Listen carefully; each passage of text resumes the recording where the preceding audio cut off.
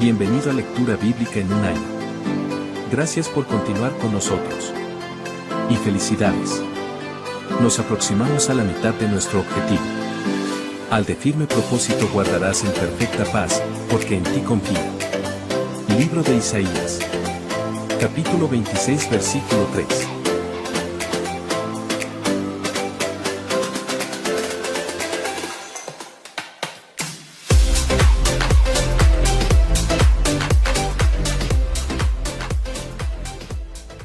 El segundo libro de las Crónicas, capítulo 8.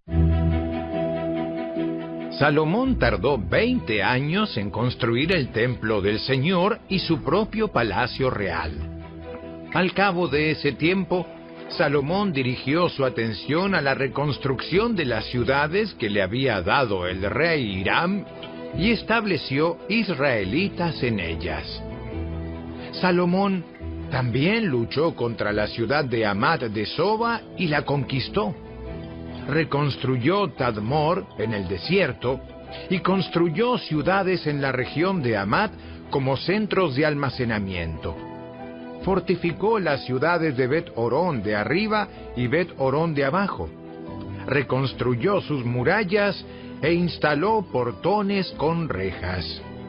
También reconstruyó Baalat y otros centros de almacenamiento y construyó ciudades para sus carros de guerra y sus caballos.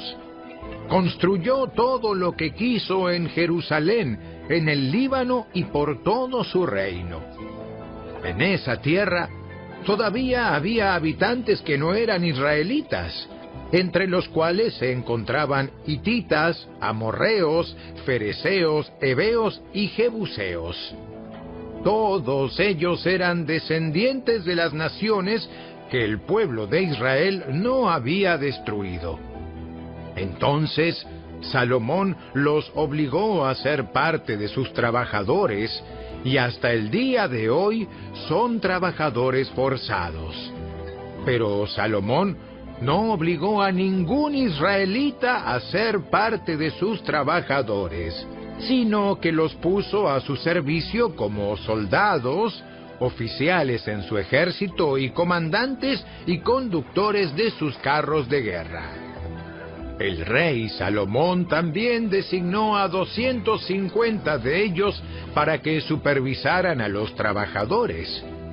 Salomón trasladó a su esposa, la hija del faraón de la ciudad de David, al palacio nuevo que le había edificado, y dijo: Mi esposa no debe vivir en el palacio del rey David, porque allí ha estado el arca del Señor, y es tierra santa. Luego, Salomón presentó ofrendas quemadas al Señor sobre el altar que le había construido frente a la antesala del templo. Ofrecía sacrificios para los días de descanso, los festivales de luna nueva y los 3 festivales anuales: la Pascua, el festival de la cosecha y el festival de las enramadas, como Moisés había ordenado. Para asignar las responsabilidades a los sacerdotes, Salomón siguió el reglamento de su padre David. También designó a los levitas para dirigir al pueblo en alabanza y para ayudar a los sacerdotes en sus tareas diarias. Designó porteros para cada puerta según sus divisiones, siguiendo las órdenes de David, hombre de Dios. Salomón no se desvió en absoluto de las órdenes de David respecto a los sacerdotes, los levitas y los tesoros. Así, Salomón se aseguró de que todo el trabajo relacionado con la construcción del templo del Señor se llevara a cabo desde el día en que se echaron los cimientos hasta el día en que se terminó. Tiempo después, Salomón fue a Esión-Geber y a Elat, puertos que están a la orilla del Mar Rojo en la tierra de Edom.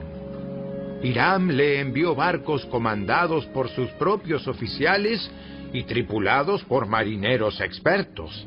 Estos barcos navegaron hasta Ofir con los hombres de Salomón y regresaron con unas 15 toneladas de oro que entregaron a Salomón. Capítulo 9.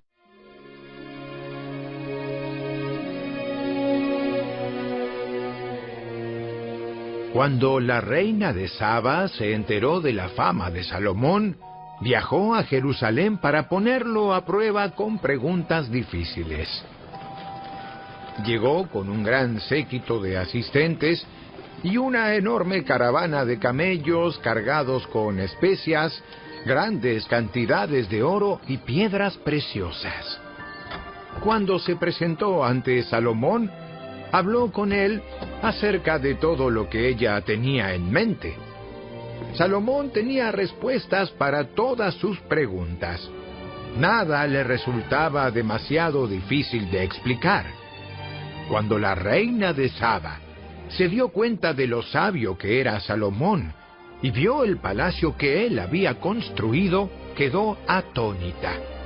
También estaba asombrada por la comida que se servía en las mesas del rey, por la forma en que estaban organizados sus funcionarios y la ropa espléndida que usaban, por los coperos y sus mantos, y por las ofrendas quemadas que ofrecía Salomón en el templo del Señor. Entonces la reina exclamó: todo lo que oí en mi país acerca de tus logros y de tu sabiduría es cierto. Yo no creía lo que se dijo hasta que llegué aquí y lo vi con mis propios ojos. De hecho, lo que había oído no refleja ni la mitad de tu sabiduría. Supera ampliamente lo que me habían dicho. ¡Qué feliz debe estar tu pueblo! ¡Qué privilegio para tus funcionarios estar aquí, en tu presencia, día tras día, escuchando tu sabiduría! Alabado sea el Señor tu Dios, quien se deleita en ti y te ha puesto en el trono como rey para que gobiernes para Él. Debido a que Dios ama a Israel y desea que este reino permanezca para siempre, te ha hecho rey sobre ellos para que puedas gobernar con justicia y rectitud. Luego le regaló al rey 4,000 kilos de oro, grandes cantidades de especias y de piedras preciosas. Nunca antes hubo especias tan finas como las que la reina de Saba le regaló al rey Salomón. Además, las tripulaciones de Hiram y de Salomón trajeron oro desde Ofir, y también madera de sándalo rojo y piedras preciosas. Con el sándalo, el rey construyó escalones para el templo del Señor y para el palacio real, e hizo liras y arpas para los músicos. Nunca antes se habían visto cosas tan hermosas en Judá. El rey Salomón le dio a la reina de Saba todo lo que ella pidió, regalos de mayor valor que los que ella le había entregado a él. Luego ella y todos sus acompañantes regresaron a su tierra. Cada año, Salomón recibía unas 23 toneladas de oro, sin contar los ingresos adicionales que recibía de mercaderes y comerciantes. Además, todos los reyes de Arabia y los gobernantes de las provincias también le llevaban a Salomón oro y plata. El rey Salomón fabricó 200 escudos grandes de oro labrado a martillo. Cada uno pesaba casi 7 kilos. También hizo 300 escudos más pequeños de oro labrado a martillo. Cada uno pesaba 3,5 kilos. El rey colocó los escudos en el palacio del bosque del Líbano. Luego el rey hizo un gran trono decorado con marfil y revestido de oro puro. El trono tenía 6 escalones y un estrado de oro. A cada lado del asiento había apoyabrazos, y a cada lado del trono había una figura de león de pie. Había también otros 12 leones, uno en cada extremo de los 6 escalones. No había trono en todo el mundo que pudiera compararse con el de Salomón. Todas las copas del rey Salomón eran de oro macizo, igual que todos los utensilios en el palacio del bosque del Líbano. No estaban hechos de plata porque en los tiempos de Salomón la plata no se consideraba de valor. El rey tenía una flota de barcos mercantes de Tarsis tripulada por marineros enviados por Hiram. Una vez cada 3 años, los barcos regresaban cargados de oro, plata, marfil, simios y pavos reales. De modo que Salomón llegó a ser más rico y más sabio que cualquier otro rey de la tierra. Reyes de todas las naciones lo visitaban para consultarlo y escuchar la sabiduría que Dios le había dado.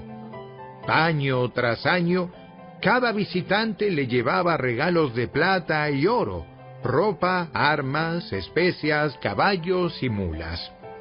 Salomón tenía 4,000 establos para sus caballos y carros de guerra y 12,000 caballos. Los colocó en las ciudades designadas para guardar los carros y también cerca de él en Jerusalén. Gobernaba a todos los reyes desde el río Éufrates en el norte hasta la tierra de los filisteos y la frontera con Egipto en el sur. El rey hizo que en Jerusalén la plata fuera tan abundante como las piedras. Además, la valiosa madera de cedro era tan común como la higuera sicómoro que crece en las colinas de Judá. Los caballos de Salomón se importaban de Egipto y de muchos otros países. Los demás acontecimientos del reinado de Salomón, desde el principio hasta el fin, están registrados en el registro del profeta Natán, en la profecía de Ahías de Silo, y también en las visiones de Ido el vidente acerca de Jeroboam, hijo de Nabat. Salomón gobernó en Jerusalén a todo Israel durante 40 años. Cuando murió, lo enterraron en la ciudad de David, la cual llevaba ese nombre por su padre. Luego su hijo Roboam lo sucedió en el trono.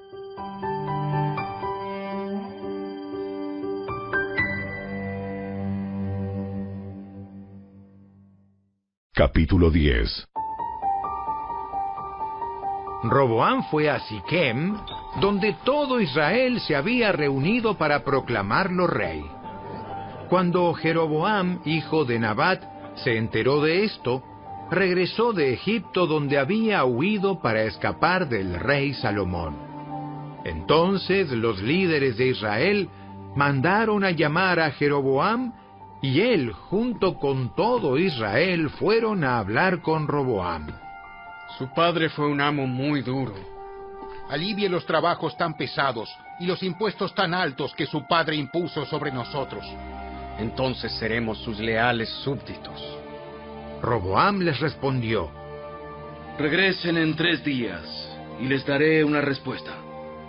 Entonces el pueblo se retiró. Después el rey Roboam consultó el asunto con los ancianos que habían sido consejeros de su padre Salomón. ¿Qué me aconsejan ustedes? ¿Cómo debo responder a este pueblo? Los consejeros ancianos contestaron: Si se muestra bondadoso con este pueblo y hace todo lo posible por complacerlos y darles una respuesta favorable, ellos siempre serán sus leales súbditos. Sin embargo, Roboam rechazó el consejo de los ancianos y pidió, en cambio, la opinión de los jóvenes que se habían criado con él y que ahora eran sus consejeros. ¿Qué me aconsejan ustedes? ¿Cómo debo responder a esta gente que me pide que alivie las cargas que impuso mi padre? Los jóvenes contestaron: Así debería responder a esos que se quejan de todo y que quieren una carga más liviana. Mi dedo meñique es más grueso que la cintura de mi padre. Es cierto que mi padre les impuso cargas pesadas, pero yo las haré aún más pesadas. Mi padre los golpeaba con látigos, pero yo los azotaré con escorpiones. 3 días después, Jeroboam y toda la gente regresaron para conocer la decisión de Roboam, tal como el rey había ordenado. Entonces, Roboam les habló con dureza porque rechazó el consejo de los ancianos y siguió el consejo de los más jóvenes. Así que le dijo al pueblo: Mi padre les impuso cargas pesadas, pero yo las haré aún más pesadas. Mi padre los golpeaba con látigos, pero yo los azotaré con escorpiones. Por lo tanto, el rey no prestó atención al pueblo. Este giro en la historia ocurrió por voluntad de Dios, porque cumplía el mensaje que el Señor le había dado a Jeroboam, hijo de Nabat, por medio del profeta Ahías de Silo.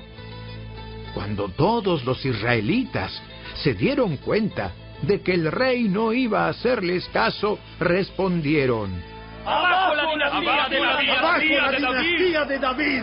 No nos interesa para nada el hijo de Isaí. ¡Regresa a tu casa, Israel! Y tú, David, cuida de tu propia casa. Entonces, el pueblo de Israel regresó a casa, pero Roboam siguió gobernando a los israelitas que vivían en las ciudades de Judá. Luego el rey Roboam envió a Adoniram, quien estaba a cargo del trabajo forzado, a restaurar el orden, pero el pueblo de Israel lo apedreó a muerte. Cuando el rey Roboam se enteró, enseguida subió a su carro de guerra y huyó a Jerusalén.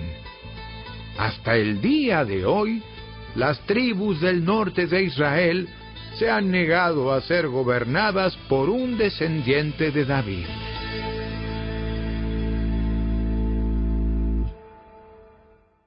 Capítulo 11.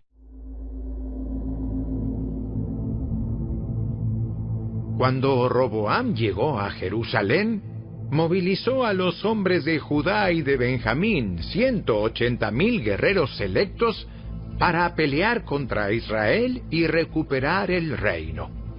Ahora bien, el Señor le dijo a Semaías, hombre de Dios: Diles a Roboam, hijo de Salomón, rey de Judá, y a todos los israelitas de Judá y de Benjamín: Esto dice el Señor: No peleen contra sus parientes. Regrese cada uno a su casa, porque lo que ha sucedido es obra mía. Entonces, ellos obedecieron el mensaje del Señor y no pelearon contra Jeroboam. Roboam permaneció en Jerusalén y fortificó varias ciudades para la defensa de Judá. Fortificó Belén, Betam, Tecoa, Betsur, Soco, Adulam, Gad, Maresa, Sif, Adoraim, Laquis, Aseca, Sora, Ajalón y Hebrón. Estas fueron las ciudades fortificadas de Judá y de Benjamín. Roboam reforzó sus defensas y estableció comandantes en ellas, y almacenó provisiones de alimento, aceite de oliva y vino. También, como medida de seguridad adicional, puso escudos y lanzas en esas ciudades. Así que solo Judá y Benjamín quedaron bajo su control. Todos los sacerdotes y levitas que vivían en las tribus del norte de Israel se aliaron con Roboam. Los levitas incluso abandonaron sus pastizales y sus propiedades y se trasladaron a Judá y a Jerusalén, porque Jeroboam y sus hijos no les permitían servir al Señor como sacerdotes. Jeroboam nombró a sus propios sacerdotes para servir en los santuarios paganos donde rindieron culto a ídolos con forma de cabra y de becerro que él había hecho. De todas las tribus de Israel, los que querían adorar de corazón al Señor, Dios de Israel, siguieron a los levitas a Jerusalén, donde podían ofrecer sacrificios al Señor, Dios de sus antepasados. Esto fortaleció el reino de Judá, y durante 3 años apoyaron a Roboam, hijo de Salomón, pues durante esos años ellos siguieron fielmente los pasos de David y de Salomón. Roboam se casó con su prima Maalat, hija de Jerimot, quien era hijo de David, y Abiail, hija de Eliab, hijo de Isaí. Maalat tuvo 3 hijos, Jeús, Semarías y Saam. Tiempo después, Roboam se casó con otra prima, Maaca, nieta de Absalón. Maaca dio a luz a Abías, Atai, Sisa y Selomit. Roboam amó a Maaca más que a cualquiera de sus otras esposas y concubinas. En total, tuvo 18 esposas y 60 concubinas que le dieron 28 hijos y 60 hijas. Roboam nombró líder entre los príncipes a Abías, hijo de Maaca, y así puso en claro que él sería el próximo rey. Roboam actuó sabiamente, dándoles a sus demás hijos responsabilidades y estableciendo a algunos en las ciudades fortificadas por todo Judá y Benjamín. Les dio abundantes provisiones y encontró muchas esposas para ellos.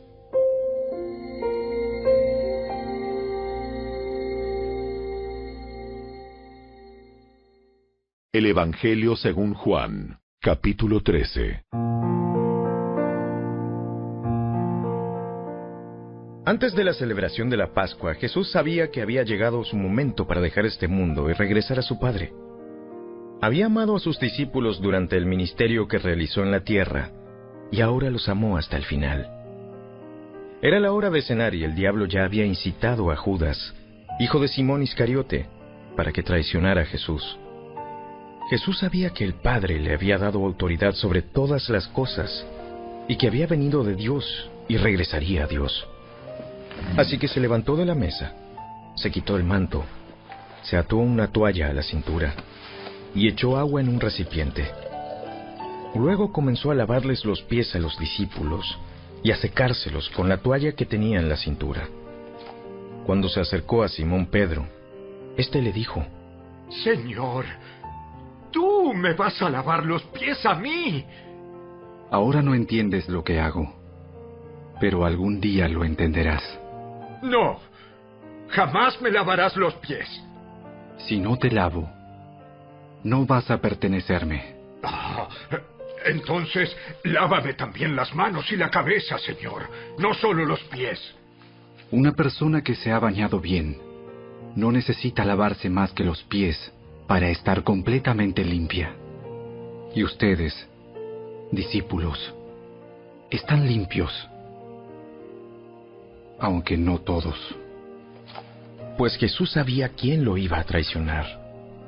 A eso se refería cuando dijo: no todos están limpios. Después de lavarles los pies, se puso otra vez el manto, se sentó y preguntó: ¿entienden lo que acabo de hacer? Ustedes me llaman Maestro y Señor, y tienen razón, porque es lo que soy. Y dado que yo, su Señor y Maestro, les he lavado los pies, ustedes deben lavarse los pies unos a otros. Les di mi ejemplo para que lo sigan. Hagan lo mismo que yo he hecho con ustedes. Les digo la verdad, los esclavos no son superiores a su amo, ni el mensajero es más importante que quien envía el mensaje. Ahora que saben estas cosas, Dios los bendecirá por hacerlas. No les digo estas cosas a todos ustedes. Yo conozco a los que he elegido, pero es para que se cumpla la escritura que dice: el que come de mi comida se ha puesto en mi contra. Les aviso de antemano, a fin de que, cuando suceda, crean que yo soy el Mesías.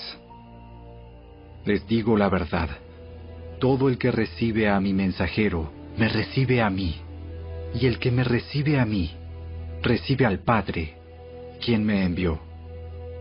Entonces Jesús, muy angustiado, exclamó: Les digo la verdad, uno de ustedes va a traicionarme. Los discípulos se miraron unos a otros sin saber a cuál se refería Jesús. El discípulo a quien Jesús amaba estaba sentado a la mesa a su lado. Simón Pedro le hizo señas para que le preguntara a quién se refería. Entonces ese discípulo se inclinó hacia Jesús y le preguntó: Señor, ¿quién es? Es aquel a quien le doy el pan que mojo en el plato. Y después de mojar el pan, se lo dio a Judas, el hijo de Simón Iscariote. Cuando Judas comió el pan, Satanás entró en él. Entonces Jesús le dijo: Apresúrate a hacer lo que vas a hacer. Ninguno de los demás que estaban a la mesa entendió lo que Jesús quiso decir. Como Judas era el tesorero del grupo, algunos pensaron que Jesús le estaba diciendo que fuera a pagar la comida, o que diera algo de dinero a los pobres. Así que Judas se fue enseguida y se internó en la noche. En cuanto Judas salió del lugar, Jesús dijo: Ha llegado el momento para que el Hijo del Hombre entre en su gloria, y por causa de él, Dios será glorificado. Y dado que Dios recibe gloria a causa del Hijo, le dará su propia gloria al Hijo, y lo hará de inmediato. Mis queridos hijos, voy a estar con ustedes solo un poco más de tiempo. Y como les dije a los líderes judíos, ustedes me buscarán, pero no pueden ir a donde yo voy. Así que ahora les doy un nuevo mandamiento: ámense unos a otros. Tal como yo los he amado, ustedes deben amarse unos a otros. El amor que tengan unos por otros será la prueba ante el mundo de que son mis discípulos. Simón Pedro le preguntó: Señor, ¿a dónde vas? Ahora no puedes venir conmigo, pero me seguirás después. ¿Pero por qué no puedo ir ahora, Señor? Estoy dispuesto a morir por ti. ¿Morir por mí? Pedro, te digo la verdad. Mañana por la mañana, antes de que cante el gallo, negarás 3 veces que me conoces.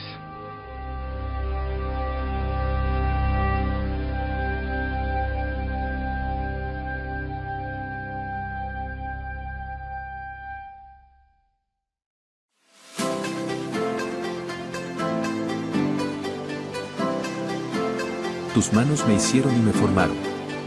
Hazme entender, y aprenderé tus mandamientos. Los que te temen me verán, y se alegrarán. Porque en tu palabra he esperado. Salmo 119 versículos 73 y 74. Gracias por acompañarnos. Te esperamos el día de mañana.